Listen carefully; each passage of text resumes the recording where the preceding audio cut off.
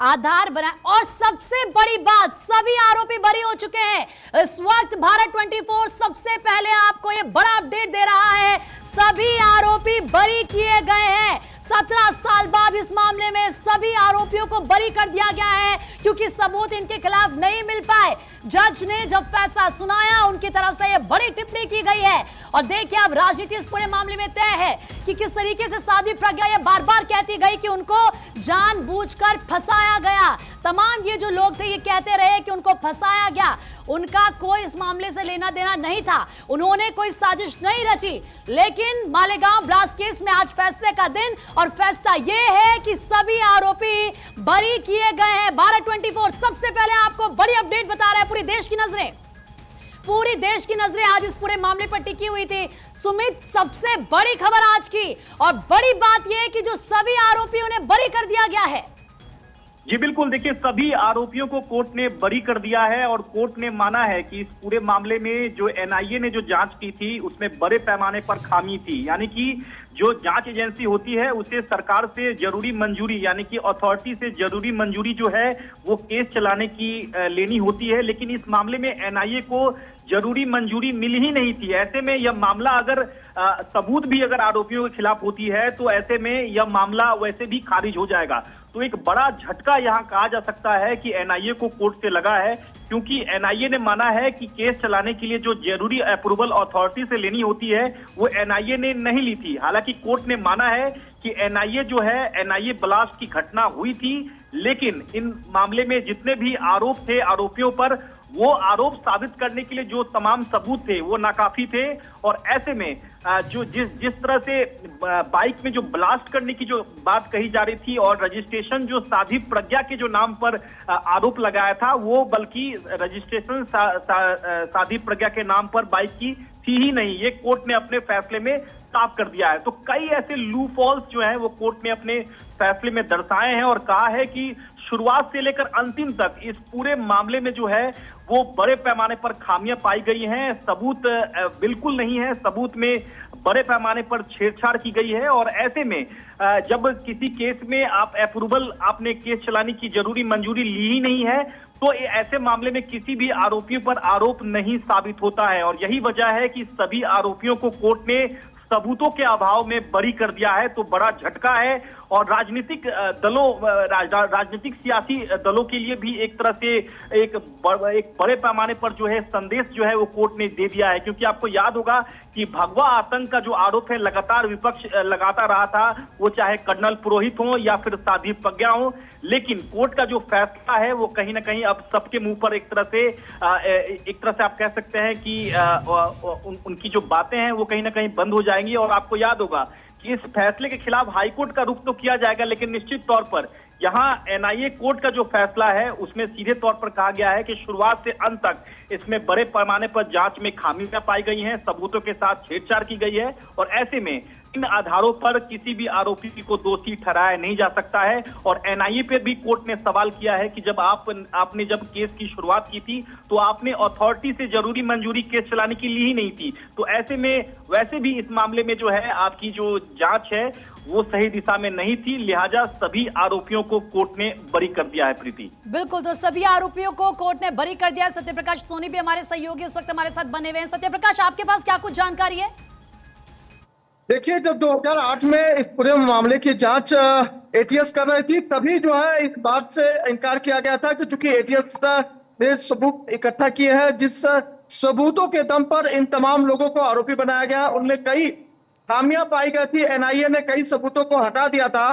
तभी इस बात से अंदेशा लगाया जा रहा था कि चूंकि एटीएस ने जो जांच किया है, जो सबूत इकट्ठा किया है, उसे एटीएस ने नकारा है। उसके बाद एटीएस ने जब यूपीपीए के साथ जो है मामला दर्ज करके इसकी जांच शुरू की, तभी ये कहा जा रहा था क्योंकि यह मामला यूपीपीए के तहत नहीं आता है, ऐसे में इस तरह के आरोप लगाना भी गलत हो जाता है। लेकिन सबसे बड़ी दलील जो थी कि बाइक में बम प्लान किया गया था और इसमें साजिशकर्ता जो है कर्नल पुरोहित को बनाया गया था। लेकिन उनके वकील जेपी मिश्रा लगातार यह कहते रही हैं कि जिस बाइक का जिक्र ब्लास्ट में किया गया है वह बाइक जो है प्रज्ञा साध्वी के नाम पे नहीं थी, बल्कि किसी और के नाम पर थी। उसी तरह की मिलती जुलती एक बाइक जो है प्रज्ञा साध्वी के पास थी, लेकिन उन्होंने किसी और को पेश किया था। जेपी मिश्रा का यह भी जो है खंडन था कि जिस बाइक का जिक्र किया गया है जिसमें बम प्लान किया गया था उसका जिक्र भी किया गया था, लेकिन तमाम बड़ी बातों का जिक्र किया गया और जाहिर सी बात है आज बहुत बड़ा दिन इन तमाम लोगों के लिए। खासतौर पर हमने देखा प्रिया मेरी सहयोगी न्यूज रूम से इस वक्त जुड़ चुकी है।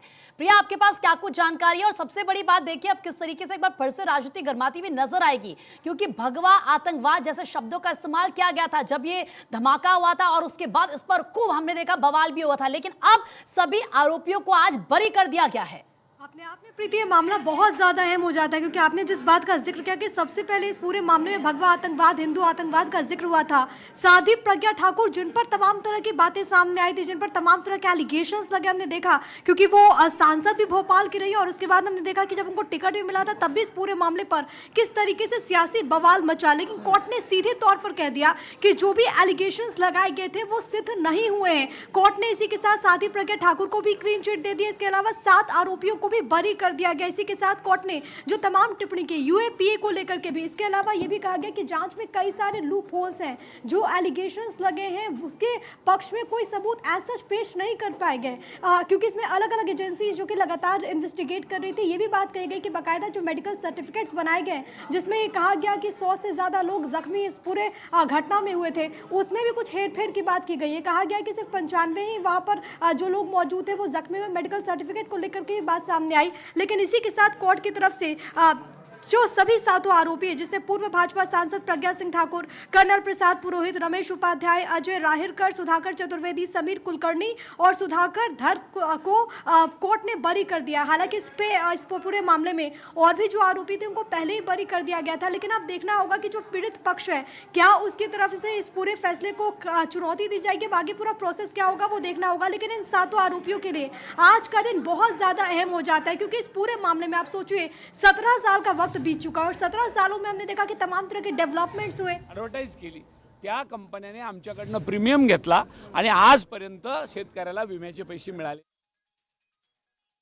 तो देखिए किस तरीके से प्रिया भी यहाँ पर बता रही है। और प्रिया देखिए जब ये पूरा मामला हुआ था हमें याद है किस तरीके से कांग्रेस की तरफ से कई सवाल खड़े किए जा रहे थे। उस वक्त दिग्विजय सिंह का बयान किस तरीके से सुर्खियों में आया था, लेकिन अब जाहिर सी बात है क्योंकि ये कहा जा रहा था कि इस ब्लास्ट के पीछे हिंदू राइट विंग्स ग्रुप से जुड़े लोगों का हाथ है, कई सवाल खड़े हुए थे। लेकिन अब जब हम देखते हैं इस तरह के तमाम सामने, मैं लौटूंगी आपके पास लॉयर क्या पुरावे जे आहेत ते अमान्य केलेले, कारण आधीपासूनच प्रॉसिक्युशनचा पुरावा होता तो कायद्या समोर तो न टिकणारा पुरावाच होता आणि 17 वर्ष लागलेत हे आज सिद्ध व्हायला की पुरावे ते कोणतेही ग्राही धरले गेलेले नाही। कई सारी बातें कही गई है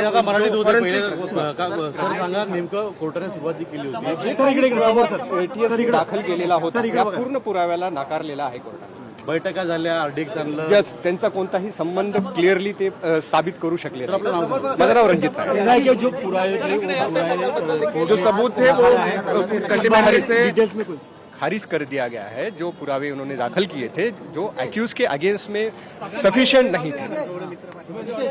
जो आरडीएक्स की थी और साजिश जी आरडीएक्स नहीं मिला है ऐसा डिक्लेयर किया गया। भोपाल और फरीदाबाद में नहीं हुई थी ये बात भी कही गई है। सभी की जो सेक्शन थी उसके सैंक्शंस को भी हटा दिया गया है। कौन से ही सेक्शन अनएप्लीकेबल डिटेल जजमेंट आएगा। डिटेल जजमेंट कब तक एक्सपेक्ट कर सकते हैं? 12 घंटे लगेंगे एसएफ साहब ने कहा है कि अपलोड होने को टाइम लगेगा। डिटेल जजमेंट 12 घंटे के बाद 1000 पेज के ऊपर कुछ है तो थोड़ा सा समय लगेगा। बार हिंदू दहशत का हिंदू आतंकवाद का ये सिर्फ पॉलिटिकल नरेशन था और कुछ भी नहीं था। और जो आपका जो आतंकवाद का विषय था ऐसा कोई विषय है नहीं। और कोर्ट ने आज साबित कर दिया है कि 17 साल के बाद कि ये कोई घटना इन लोगों से की गई नहीं है। हो उशीर लागला, पण कसं होतं की व्हॉल्युमनस विटनेस होते 325च्या जवळजवळ विटनेस होते, ते सगळं घेण्यासाठी वेळ लागला। परंतु ज्या पद्धतीने सगळा हा राजकीय हेतू पुरस्कार वाद सुरू होता, हा त्या काळातला एनसीपी आणि काँग्रेसने केलेला षडयंत्र होता। काही दुसऱ्या पक्षांनी समोर येऊ नये ह्याच्याकरिता होलं, बाकी तर दुसरं काही नाही। ओनली पॉलिटिकल नैरेटिव है। मैं एक्यूज नंबर 11 का वकील हूँ। रंजित नायर नाम है मेरा। रंजित नायर रोल आपल्यासोबत आरोपींचे वकील रणजित नायर आहेत। रणजितजी सविस्तर सांगा कशा रीतीनं न्यायालयाने निकाल सुनावला आणि काय काय न्यायाधीशांनी म्हटलेलं आहे। न्यायाधीश साहेबांनी सगळे लाईव्ह चालू आहे यार। तो आप देखिए किस तरीके से अब रिएक्शंस इस पूरे मामले में सामने आ रहे हैं। लॉयर को आप सुन रहे थे, बता रहे थे कि किस तरीके से यहाँ पर साबित नहीं हो पाए हैं जो आरोप लगाए गए थे। और दूसरी बात आप देखिए, इससे पहले जब पूरे मामले पर फैसला सुनाया जाना था जज की तरफ से, तो उससे पहले भी जो लॉयर थे वो ये कह रहे थे कि आज धर्म की विजय होगी। प्रिया, हमने देखा कि एक तरफ राजनीति, दूसरी तरफ साध्वी प्रज्ञा, तमाम लोग लगातार ये कह रहे थे कि इनके खिलाफ साजिश रची गई है, इन्होंने कुछ भी नहीं किया है। लेकिन आज जब सभी साथ के साथ जो आरोपियों ने बरी कर दिया गया है, तो अब देखना होगा कि इस पूरे मामले पर आज भारतीय जनता पार्टी की तरफ से क्या स्टेटमेंट सामने आता है, किस तरीके के रिएक्शन सामने आते हैं, क्योंकि पूर्व बीजेपी की वो सांसद रही हैं। और दूसरी तरफ विपक्ष को आज किस तरीके से फिर से घेरा जाता है इस पूरे मामले पर। बिल्कुल जाहिर है, क्योंकि एक ऐसा मसला है जिस पर सियासत भी खूब हुई। हालांकि आज दिन भर इंतजार करना होगा कि कैसे रिएक्शन सामने आते हैं। प्रीति, आपकी इजाजत से सत्य प्रकाश से मैं सवाल करना चाहूंगी, क्योंकि सत्य प्रकाश सोनी लगातार कवर कर रहे थे, वो वहां पर मौजूद थे। सत्य प्रकाश, जरा दर्शकों को बताइए कोर्ट के बड़े ऑब्जर्वेशन इस दौरान क्या थे, क्योंकि कोर्ट ने सीधे तौर पर कहा कि आप सिर्फ शक के आधार पर किसी को ऐसे आरोपी नहीं बना सकते। देखिए, सबसे बड़ी बात कोर्ट की वर्डिंग रही है कि सबूतों के आधार पर जो है, सबूत नहीं होने की वजह से सभी आरोपियों को बरी किया जाता है। यानी कि जो बाइक का जिक्र किया गया, ब्लास्ट का जिक्र किया गया, आरडीएक्स का जिक्र किया गया, यूपी पीए का जो है जिक्र किया गया, ये तमाम जो आरोप लगाए गए थे उसे सभी को दरकिनार करते हुए माननीय कोर्ट ने बिना सबूत पर किसी को आरोपी बनाना और आरोपी कहना बिल्कुल गलत हो जाता है। और इन्हीं को आधार मानकर जो है इन तमाम लोगों को बरी किया गया है। जाहिर तौर पर जिस तरह का जिक्र बार बार कहा जा रहा था कि प्रज्ञा साध्वी इस पूरे मामले में मुख्य आरोपी हैं, इसके बाद कर्नल पुरोहित जो है मास्टरमाइंड आरोपी है, प्लानर है, उन्होंने पूरा प्लान किया था, आरडीएक्स का इंतजाम उन्होंने किया था, ये तमाम चीजें जो है अब बिल्कुल खारिज कर दी गई है। और यही वजह है कि मीडिया रिपोर्ट्स में ये भी कहा जा रहा है कि जो घायलों की संख्या बताई गई थी 101 के लगभग, उतने घायल वहां पर नहीं हुए, वो 95 कुछ आंकड़ा बताया गया। और ये भी कहा गया है क्या कि मेडिकल सर्टिफिकेट में भी कुछ हेरा फेरी हुई है? देखिए, प्राइमा फेसी ये कहा गया था कि 101 लोग घायल थे, 6 लोगों की मौत हुई थी, बनावटी जो है मेडिकल सर्टिफिकेट तैयार की गई थी, लेकिन ये सभी को जो है गलत बताया गया है। माननीय कोर्ट ने इसकी जांच में जो है गलत बताया। हालांकि पहले शुरुआती दौर में एटीएस ने जो सबूत को इकट्ठा करके एनआईए को सौंपा था, एनआईए ने उस तमाम सबूतों को पहले ही खारिज कर दिया था और उन्हीं कुछ सबूतों के आधार पर इस पूरे मामले की जांच भी की जा रही थी। जानकारी अभी कि अभियोजन पक्ष ने करीब 1300 पन्ने का जो है अपनी दलीलें पेश की थी, जिसमें जिक्र किया गया था कि इस तरह से पूरा घटनाक्रम को अंजाम देने का प्लान किया गया था, भगवा रंग देकर जो है आतंकवाद फैलाने की कोशिश किया गया था। लेकिन सभी बातों से दरकिनार माननीय कोर्ट ने इस पर अब फैसला सुनाया। और जाहिर तौर पर जिस बात का लोगों को इंतजार था कि शायद लोगों को न्याय मिलेगा, जाहिर तौर पर सबूत के अभाव में ही सही, लेकिन न्याय मिला है लोगों को। लेकिन सत्यप्रकाश, सवाल ये भी है ना, जैसे कि प्रिया ने कहा कि ये कहा गया था कि जो घायल लोग हैं उनकी संख्या 101 है, लेकिन बाद में पता चला कि वो कुल 95 थे, मेडिकल सर्टिफिकेट में हेराफेरी हो जाती, यानी कि कहीं ना कहीं एक साजिश रची जा रही थी, कहीं ना कहीं एक अंदर प्रोपेगेंडा तैयार किया जा रहा था। अब क्या ऐसे में उन लोगों के खिलाफ आगे एक्शन लिया जा सकता है, या ऐसी भी हम तस्वीर देख सकते हैं?